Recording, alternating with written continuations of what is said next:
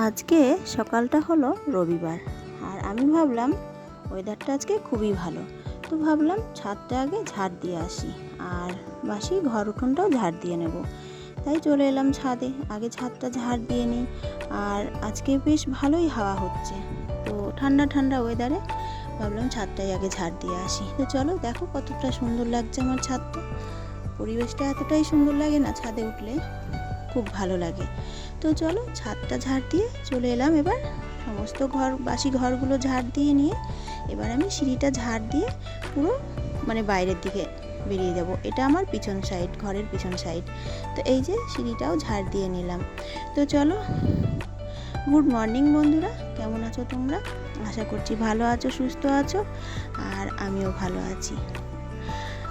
আমি রিঙ্কু, নতুন একটা সকাল আর নতুন একটা ব্লগ নিয়ে আবারও চলে এলাম তোমাদের সামনে। তোমাদের সকলকে জানাই স্বাগত।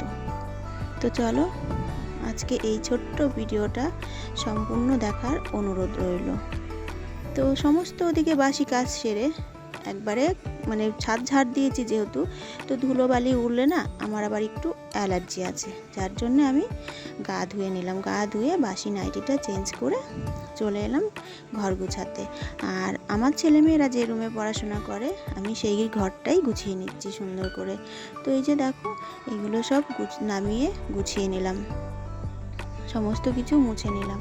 এবার আমার মেয়ের স্টাডি টেবিলটাও মুছে নিচ্ছি।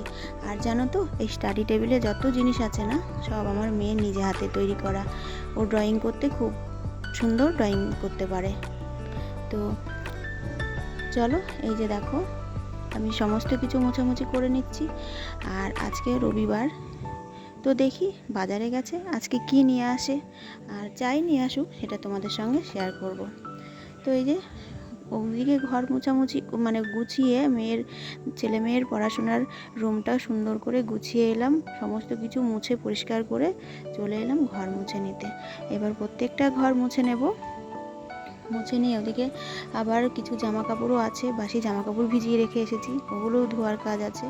তো সমস্ত বাসি কাজ কমপ্লিট করে রান্নাঘরে চলে এলাম।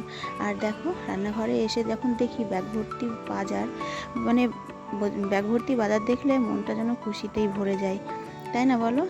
আর এই যে দেখো আমি সবজিগুলো সব গুছিয়ে নিচ্ছি, যেগুলো ফ্রিজে রাখা সেগুলো ফ্রিজে রেখে এলাম, বাদ বাকিগুলো বাইরে রেখে দিলাম।